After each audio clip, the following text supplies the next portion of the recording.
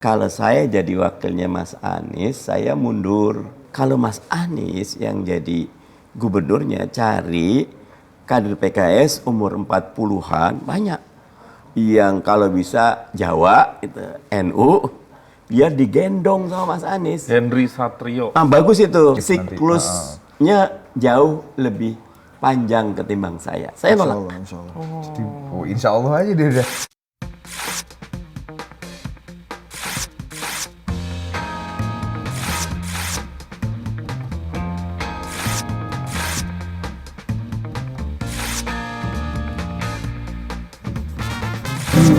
Tuhan kirimkanlah aku kekasih yang gubernur. Baik. Oh, gubernur ya?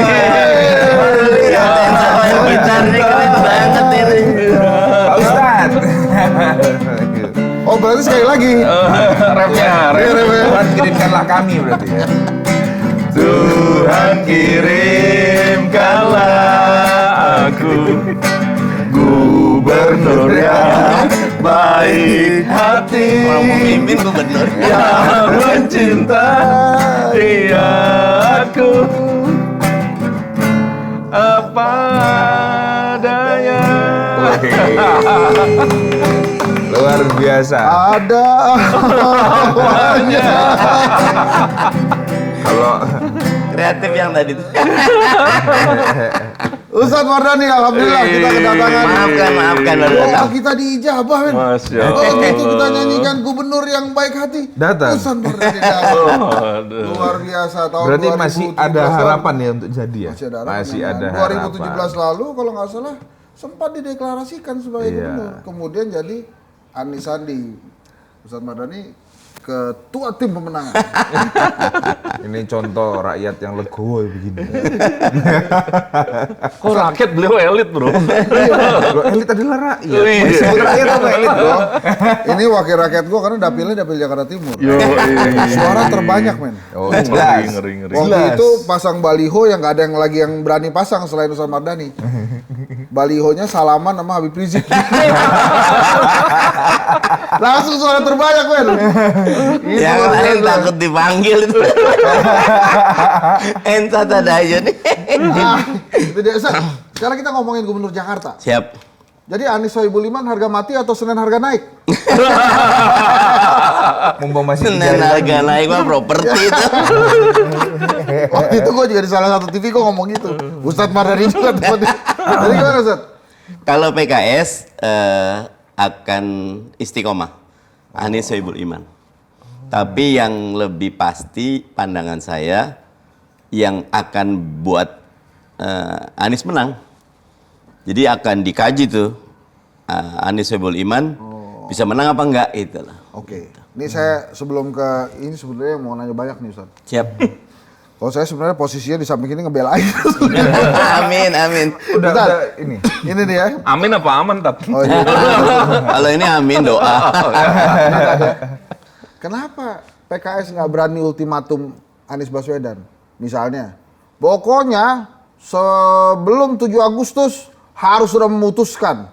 Oke nggak dengan Sohibul Iman? Kalau nggak, kita cabut dukungan. Kenapa nggak berani begitu menurut PKS?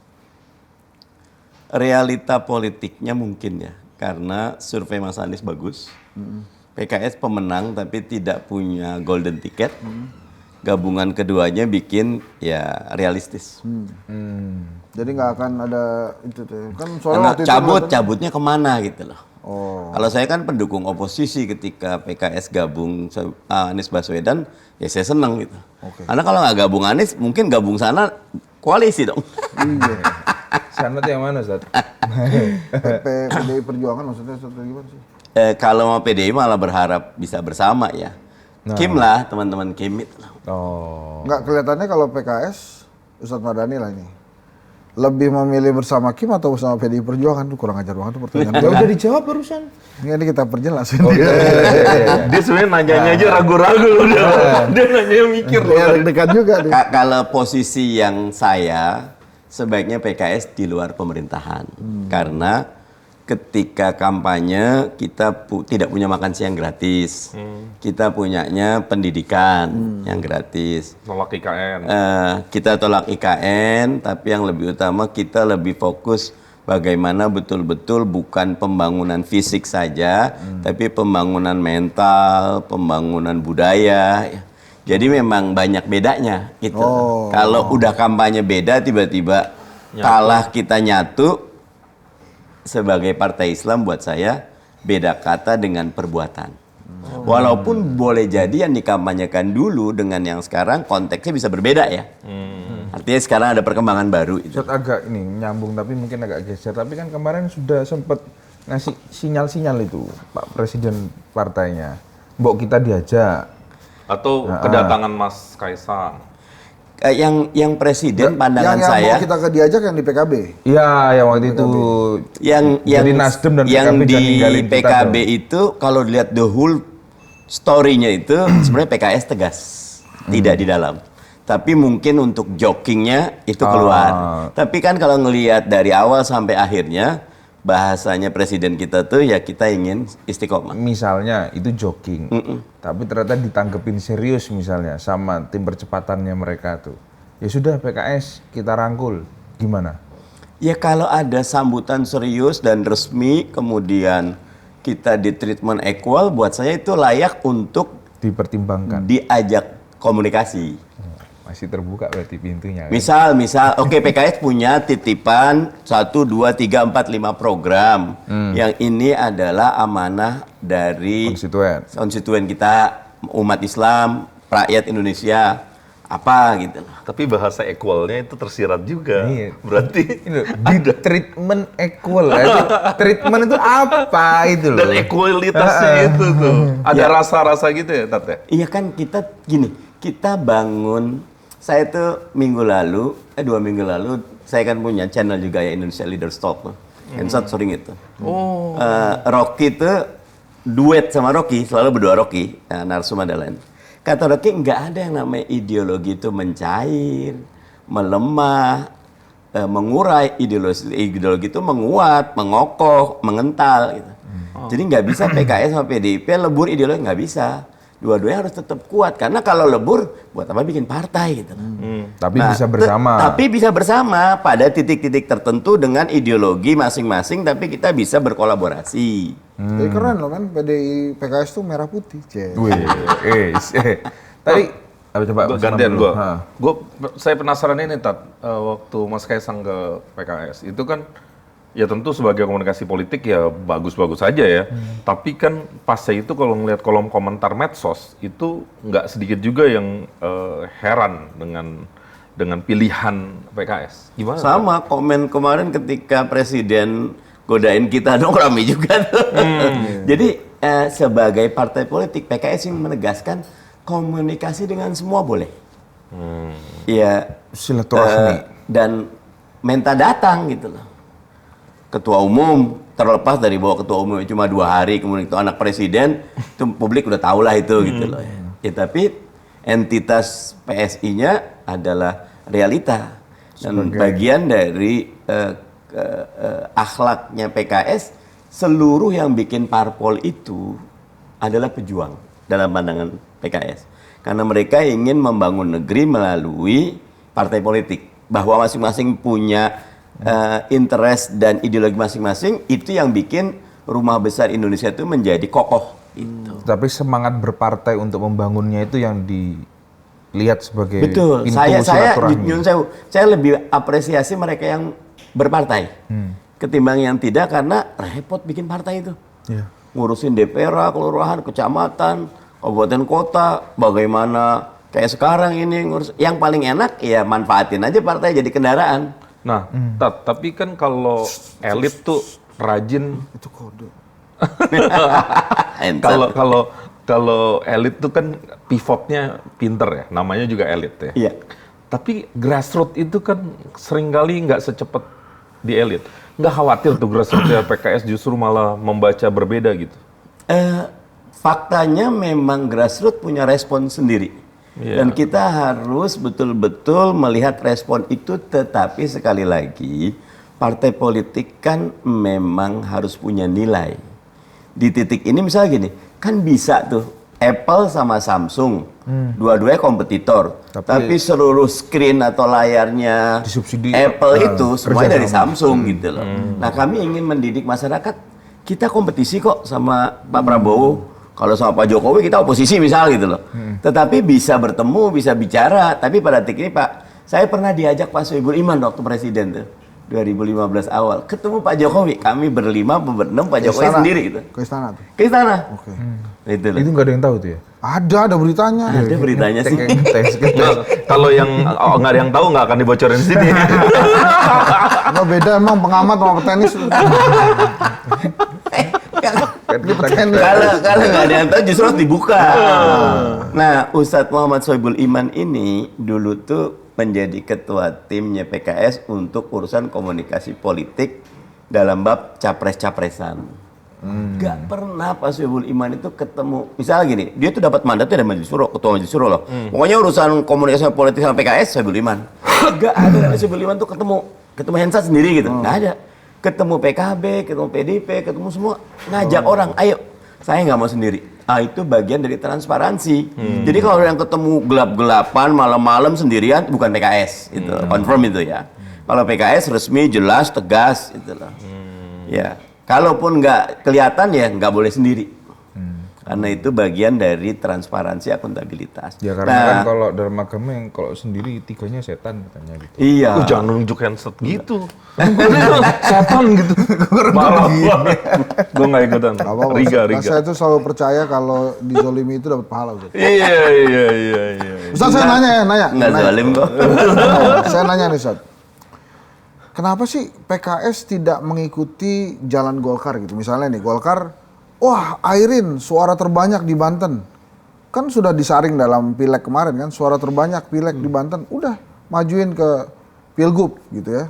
Itu udah jelas tuh kan saringannya munculnya itu.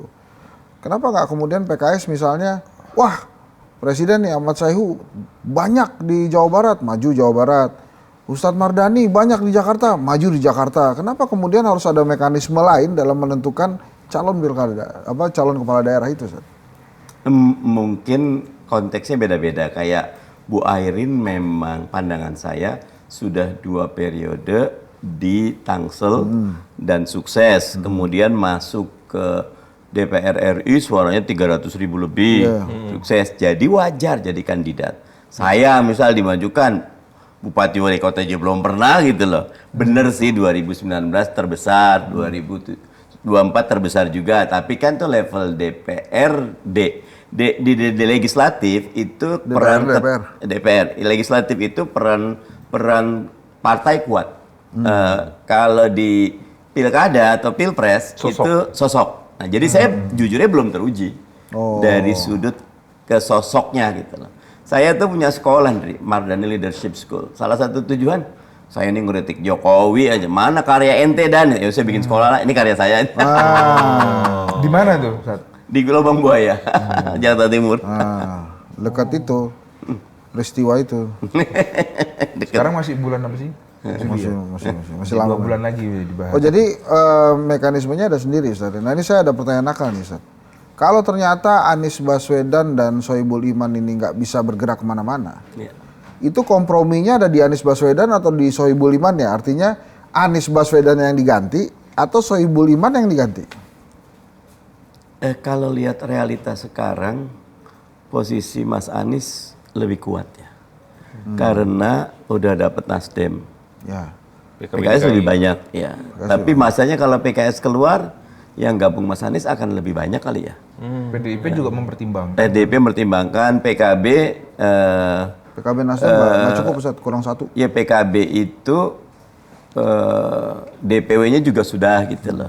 Tetapi pandangan saya itu akan terjadi, tapi PKS juga kalau turbulensi kayak gitu, kalau sikap politik dan perhitungan politiknya benar bisa dapat posisi yang bagus juga gitu loh. Jadi anything can happen di politik kan seni. Ya. Untuk menjadikan yang mustahil jadi gitu.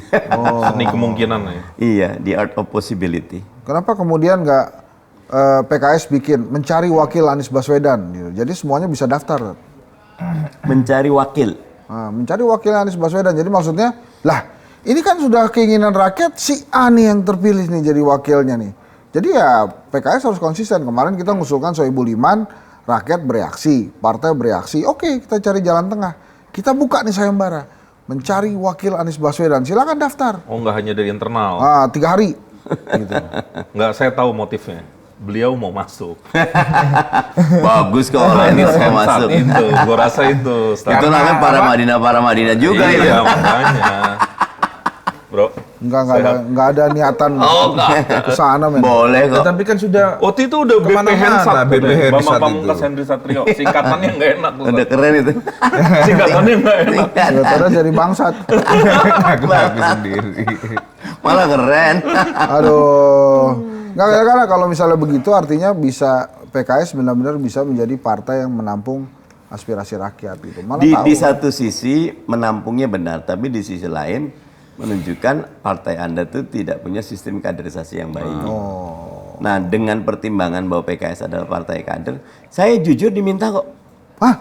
Diminta, setahu saya diminta untuk jadi wakil Mas Anies. Nah, itu siapa aja tuh, Ustadz Mardhani? Kalau yang kita kan bikin pemira ya, pemilu internal. Siapa calon yang cocok gitu loh. ada, Ya. ya, siap. Setahu saya Pak Iman, saya sama Ustadz Hairudin tuh, tiga Ustadz besarnya. Hairudin, calon ketua DPRD. Calon ketua ya. DPRD nih ya. DPW. Jelah. Makanya saya termasuk yang diundang. Terus jawaban saya, kalau saya jadi wakilnya Mas Anies, saya mundur. Kenapa? Usia saya sudah 56, 5 tahun lagi udah 61. Masa edar saya paling 5 tahun, paling extend juga 10 tahun. Kalau Mas Anies yang jadi gubernurnya, cari kader PKS umur 40-an, banyak.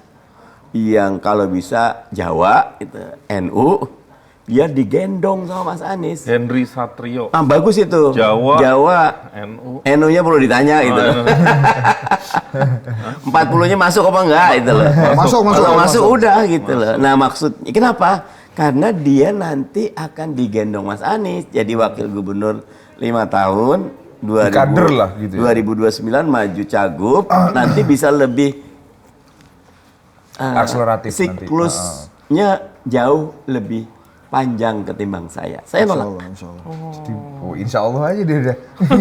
Insya Allah aja siklus lebih panjang. Siklusnya Insya tadi Allah. tuh. Buat siapa? Ya, yang udah ditakdirkan lah. Kita ngadain Zat. Saya dia senyum-senyum terus tuh kegeeran nih, Zat. Enggak, dia kepikiran. Iya juga ya gitu. Nanti nih, Ustaz. Enggak, Ensat Jawa betul, NU 40.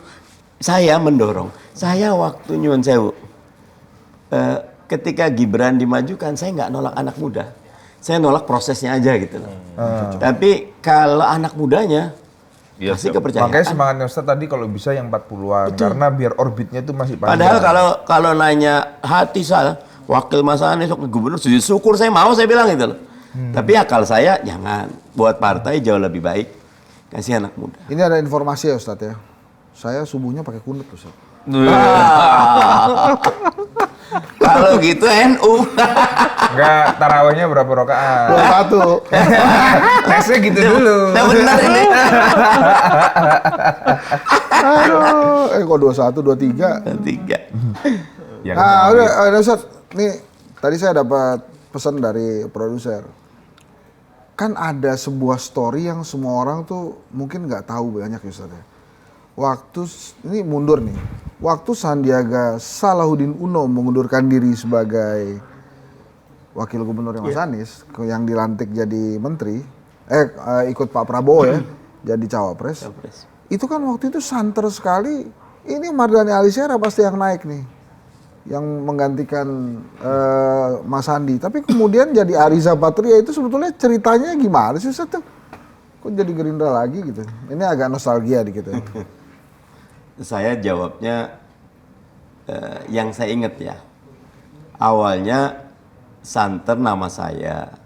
Tapi dari teman-teman DPRD DKI PKS bilang di DPRD DKI itu ada gerakan anti Mardhani. Pokoknya nggak mau Mardhani.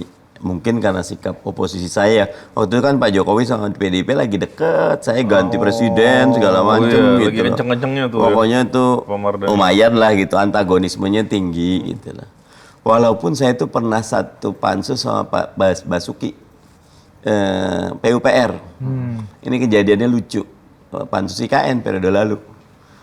Pas 1-2 kali ketemu, itu tiba-tiba Pak Basuki meluk saya sampai 3 kali. Ada apa Pak Menteri? Saya tuh ketika tahu satu pansus sama Pak Mardhani, saya benar-benar takut. Galak pasti orang ini. Tapi pas ketemu, baik ternyata. Jadi saya mau minta maaf. Kata temen lain, emang dia beda offline sama offline sama online. Online galak, offline baik. Saya ketawa itu. Nah karena ada gerakan itu, mungkin partai berpendapat yang penting cari yang lebih mudah diterima. Dimajukanlah Wang Ustadz Saihu sama Agung Yulianto. Bagus, tetapi ternyata tetap saja DPRD DKI tidak memberikan ruang sehingga kayak deadlock. Nah ketika udah deadlock, ditangani Gerindra selesai. Ya berarti ya pinter Gerindra aja untuk nangani gitu. Nah, satu lagi nostalgia yang masih misteri ini. Kan Udah jangan kebanyakan sen lah depannya. Ini dikit lagi. Satu lagi. Itu waktu di Surabaya deklarasi Mas Anies, kenapa PKS kagak ada? Setahu Nasdem saya sama lagi, PKB tuh. Habib Abu dan beberapa tim sudah di Surabaya. Udah di Surabaya. Siap datang, tetapi satu perkara lain begini. Pertimbangannya 2. Satu, kita itu masih kami PKS sama Demokrat itu hubungannya baik sekali. Bayangkan setahun loh, PKS, Iya betul. Nasdem, Demokrat itu Berarti yang nggak bareng-bareng baik itu. Demokrat sama Nasdem. Kan ini baik nih. Berhubungan baik. Terus tiba-tiba Nasdem mendeklarasikan Anies Muhaimin. Kalau kami masih terus mencoba nih biar Demokrat kesini. Kalau kita langsung show off di Surabaya, berarti ini langsung tutup pintu. Oh, untuk menjaga hubungan Iya. partai. Yang kedua, ya mungkin bagaimanapun menyatukan PKB dengan PKS dulu dianggap seperti minyak dengan air. Kalau di acaranya ini tiba-tiba PKS hadir, memang Mas Anies pengen PKS hadir. Gitu.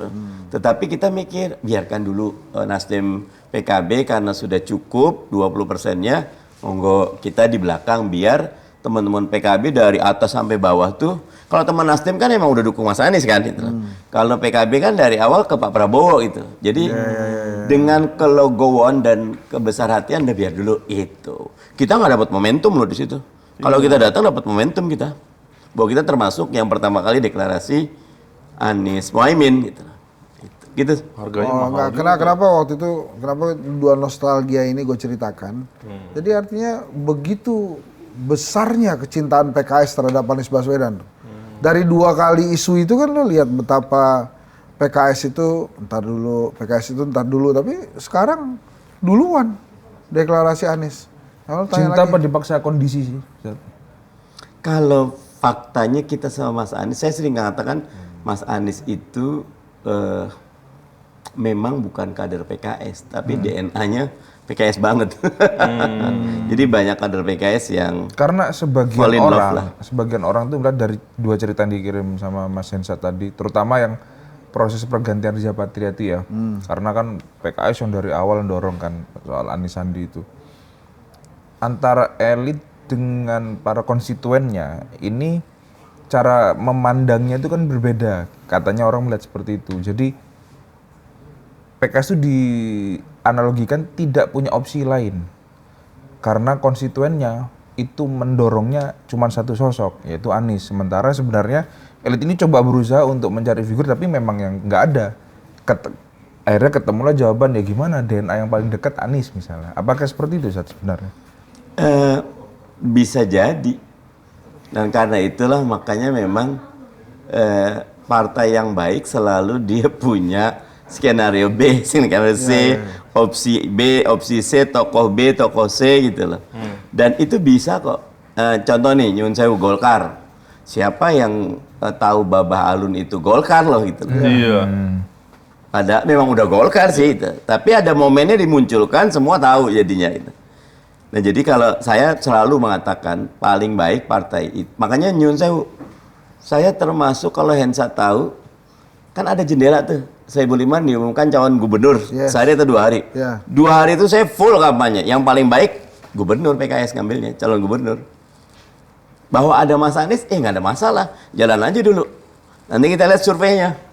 Pak Imannya naik, Pak Aniesnya mungkin stagnan atau mungkin sedikit turun. Nah, berarti ada migrasi tuh.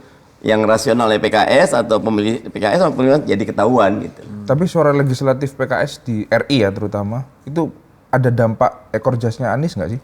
Apa memang solidnya orang-orang PKS sampai akar rumput? Kalau yang nambah banyak Jateng dan Jatim PKS. Oh. Itu Efek kan Anies. bukan Anies kan itu. Basis Anies kan bukan basisnya di Jabar. Jabar Berarti berkurang. soliditas anggota partai itu ini. Iya. Mesin partainya kan. Jabar berkurang. Jateng 2, Jatim 3, Maluku Utara 1, Jabar berkurang Banyak. 2 kalau nggak salah. Banten juga, Sumatera Utara juga itu. Jadi total kita cuma nambah 3. Oh, Ustadz, berandai-andai tiba-tiba teman-teman dari Tengku Umar kontak PKS nih. Kita ketemu ya. Terus kemudian menyodorkan Henry Satrio. bagaimana, bukan Henry Satrio. Bagaimana kalau Mardhani Alisera ini ditemani oleh Rano Karno? Jadi nggak usah Anies lah. Udah, saya setuju lah. PKS gubernur asal sama PDI Perjuangan. Itu kira-kira reaksi KMS, kemudian reaksi teman-teman di PKS tuh gimana ya Ustaz? Yang pertama tentu apresiasi kalau PDIP mau gabung. Abis itu duduk bareng kayaknya. Kalau duduk barengnya, dari duduk bareng itu akan dibincangkan berbagai kemungkinan. Tetapi dengan waktu yang sangat pendek ya.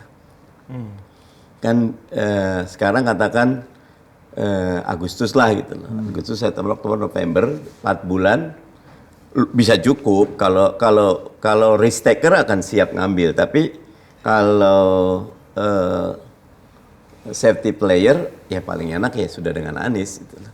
Walaupun buat saya yang namanya survei sangat dinamis dan sangat mungkin ketika kita ketemu figur tertentu, karena lihat 2017 Ndri, itu kan Sandi, kemudian Yusril, terus macam-macam belakangan nama Anies. Itu nama Anies tuh masuknya 2-3 hari sebelum hari H gitu loh. Terus menang ya? Nah ternyata menang gitu loh. Tapi kan secara surveinya memang sudah ngatrol dulu kan Anies itu. Memang dia sudah, sebetulnya kalau di survei Pilgub DKI belum ada yang masuk sih, karena nggak ada yang memposisikan beliau sebagai calon gubernur gitu loh. Tapi bahwa dia among top 10 atau top 20 yang popularitasnya tinggi, bisa gitu. Saya ingat tuh, saya pertama kali ngomong tuh di Jak TV tuh sama sama SMRC waktu itu. Nah, Ustadz, kan hubungan PKS dengan Gerindra tuh baik sekali ya. Apalagi kan Gerindra sekarang partai besar, pemenang pemilu, tokohnya juga nampaknya sudah mulai bersiap untuk menjadi tokoh bangsa. Ada Bang Dasko, kemudian ada Ahmad Muzani dan lain-lain ya, termasuk Pak Hasim. Nah, apakah tidak ingin jirayut lagi, merajut lagi dengan Gerindra? Dengan Gerindra. Jirayut loh. Biar ada hashtag Dirajut saya dengernya. nggak akan dirajut lagi dengan Gerindra. Hubungan, jadi pernah tuh Nyun Sewu, Pak Tifatul tuh bikin pantun. Kukira harimau, ternyata kucing rumahan. Rame itu ya. Itu KMS marah sekali. Jangan, nggak boleh. Ke Prabowo nggak boleh menyerang dan nggak boleh seuzon. Gitu. Karena 10 tahun bersama Prabowo tuh KMS, kita PKS selalu berhubungan dengan baik. Artinya ketika Prabowo gabung ke Jokowi juga Jaga pamitan gitu, nyun sewu gitu loh. Ya. Jadi ya udah gitu. Oh jadi Pak Tif sempat ditegur juga Sempat waktu itu? ditegur. Jadi Tapi namanya pantun kan dia bisa banyak tafsir gitu. Sastra. Jadi pantun juga nggak salah gitu loh. Ya, kalau terkait tadi tuh aku penasaran karena paling pertama diucapkan sama Ustadz Mardhani di awal tadi itu adalah kalau bisa ya kami itu lebih baik bermitra dengan PDI Perjuangan daripada teman-teman dari KIM. Sebenarnya alasan mendasar itu apa? Dengan ideologi yang berbeda nih ya. Alasan utamanya menjaga bangsa. Dengan catatan PDIP dan PKS dua-duanya di luar pemerintahan. Kan sekarang ini ada indikasi koalisi besar. Ya. Zaman Pak Jokowi itu udah besar itu. Sekarang bigger. besar.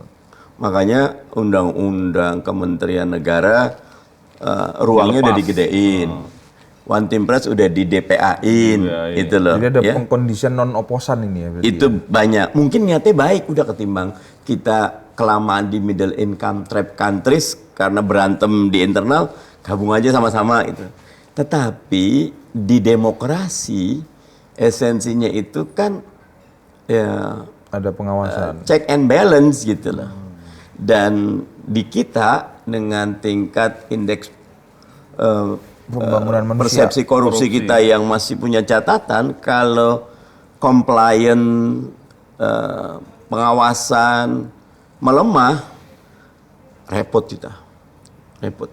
Kemarin saya baru nge-tweet tuh mengapresiasi KPK karena mengusut tagihan fiktif dari 3 rumah sakit 34 miliar lebih ke program BPJS. BPJS sudah bayar ke rumah sakit ini.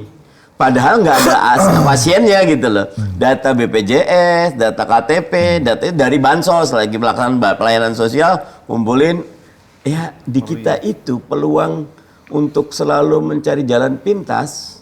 Makanya kata manusia Indonesianya Pak Mokhtar itu kan dari 6 karakter cuma 1 yang positif itu loh. Nah kalau PDIP oposisi, PKS oposisi, kita Mungkin bisa akan seru gitu ya. di titik yang sama untuk mengawal gitu. Tetapi kan Bu Mega juga belum menyatakan dan nggak mau pakai bahasa oposisi setahu saya. Tetapi karena memang sebenarnya saya juga memahami tatanan negara kita nggak ada oposisi, tapi ini kata yang perlu untuk dipopulerkan dalam rangka mengangkat harkat derajat orang yang di luar pemerintahan. Perannya besar gitu loh, gitu loh. Sekarang ini kan dianggap yang di luar itu kan cuma gangguin, Ya, sebagai pengawas lah. cuma omdo gitu. Padahal kalau tanpa ada itu, walaupun benar, saya ketemu teman-teman PDIP di DPR sangat kritis dan sangat tajam kritiknya. Kan DPR di kita kan yang namanya oposisi ya legislasinya gitu kan, ada fungsi pengawasannya. Jadi sekarang sudah mulai kelihatan kritis banget nih di Dari DPR. dulu kalau sekarang sih suka ngobrol. Ya kalau kata Pak Ahok saya lihat beneran apa sandiwara? Beneran. Lah ngomong-ngomong Pak Ahok Ustaz, tadi kan yang diimajinasikan oleh Hensat ini kan Rano Karnonya. Kalau PDI Perjuangan atau Teuku Umar bahasanya, emang Teuku Umar itu apa sih? Teuku Umar rumahnya Bu Mega. Oh, kan kita nggak tahu. Sama pahlawan Aceh. Oh. Nah, kalau ternyata yang disodorkan dapat waranti, misalnya wakil gubernur, tapi kami berangkat gubernur dengan nama Basuki Cahayapurnama, gimana PKS? Jadi dibalik. Atau dibalik lah, PKS-nya Wagub. PKS-nya Wagub, atau misalnya dapat jatah Gub, tapi ini pasangannya tadi yang disebutkan sama Ahok. Pak Mardhani, Ahok. Sementara kita pernah punya sejarah di 2017. Yang pertama tentu kalau itu berlangsung berarti akan ada perbincangan antara PKS sama PDIP. Dan PKS pasti menghargai ajuan tokohnya PDIP. Tapi kita akan bahas bersama. Jadi buat saya pribadi kalau ada tawaran diskusi dan komunikasi bagus. Tapi penilaian PKS terhadap sosok tersebut hari ini seperti apa? Kalau kader kayaknya masih punya catatan. Tapi kalau saya di banyak kesempatan kagum dengan Pak Ahok. Berarti tesis saya benar berarti tadi ya, antara berpikirnya para elit di partai dengan keinginan konstituen itu ada gap sebenarnya. Iya, ya. Pak. Gua juga Wajar mikir sih, gitu. wajar. Contohnya gini, di elit kita itu kan punya visi, misi, punya target, kaderisasi, kemudian punya two step, three step thinking mechanism itu. Teman-teman di bawah kadang-kadang bacanya dari WhatsApp, dari Sosial berita media. yang artinya ngegas terus itu, remnya nggak ada itu loh. Akhirnya timbullah ekstrem kiri, ekstrem kanan, dua kutub ini. Nah, kami ingin mengajarkan kenapa terima Kaisang, kenapa datang komunikasi, ya nggak kenapa namanya. Ya konsolidatif aja. Kita dan maksudnya kita bisa kok berteman, tapi saat yang sama kita beda pendapat itu loh. Jangan tiba-tiba karena berteman, right or wrong is my friend, nggak boleh. Ustadz, misal nih di konteks ke depan, kan tadi Ustadz pribadi punya perspektif bahwa mungkin PKS akan lebih baik di luar misalnya pemerintahan. Tapi misalnya ada komposisi begini, kalau di kementerian kan kental sekali bahwa ini bagian dari pemerintahan, tapi tiba-tiba misalnya ada DPA yang diperluas, fungsinya juga semakin ini, dan misalnya memang mengarah kepada ketum-ketum partai akan masuk ke dalam DPA untuk konsolidasi nasional.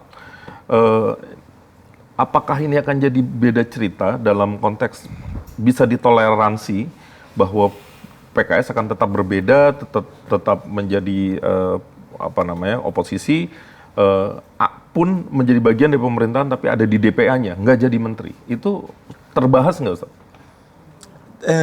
Karena DPA-nya sendiri sekarang baru mau menunggu DIM dari pemerintah. Yang aneh sebetulnya semua itu RUU inisiatif DPR. Mestinya itu kan organ-organ kayak kementerian, DPA itu organ-organ yang diperlukan oleh eksekutif. Iya. Sehingga desain dan rancang bangun itu inisiatif eksekutif. Nah, kalau inisiatif eksekutif DIM-nya ada 9 tuh. Tapi kalau inisiatif DPR, DIM-nya cuma 1. Seminggu kelar gitu loh. Cuma dari pemerintah kan. Kalau inisiatif DPR, padanannya dari pemerintah cuma 1 DIM-nya gitu. Kelar cepet gitu loh. Itu catatan ya. Tapi kalau itu yang terjadi, tentu pernah satu ulama ditanya, ayul amalu abdulu ilallah, amal apa yang paling abdul sih di sisi Allah? Tidak ada, tapi amal yang sangat sesuai dengan situasi dan kondisi. Berarti situasi kondisi beda tuh. Nah, ketika situasi kondisi pasti keputusannya berbeda. Tetapi kan keputusan tuh gini, dalam kita tuh ada yang thawabit, ada yang mutaghayyir, ada yang tetap, ada yang berubah. Yang prinsip nggak berubah. Nah, kalau prinsip yang saya pahami PKS itu partai Islam. Kita partai dakwah, kita partai nilai, kita partai prinsip. Dalam posisi sekarang yang paling cocok saya pribadi oposisi di luar pemerintahan. Karena yang kalau kita mau bantu Pak Jokowi, Pak Prabowo, justru awasi Pak Prabowo dengan baik. Itu cara membantu. Cara bantu dan paling cara baik. berkomunikasi di politik sebenarnya seperti itu. Iya. Ustadz, itu DPA, Ini- sorry ini masih DPA. Itu bukannya di Undang-Undang Dasar DPA dihapuskan? Dia dihapuskan. Kok ada Makanya muncul sebetulnya lagi? dia di Undang-Undang Dasar Presiden berhak membentuk Dewan Pertimbangan Presiden. Itu huruf kecil semua. Jadi terserah namanya mau One Team Press, mau nama kalau DPA mungkin terlalu itu Dewan Pertimbangan Presiden atau apa, monggo aja.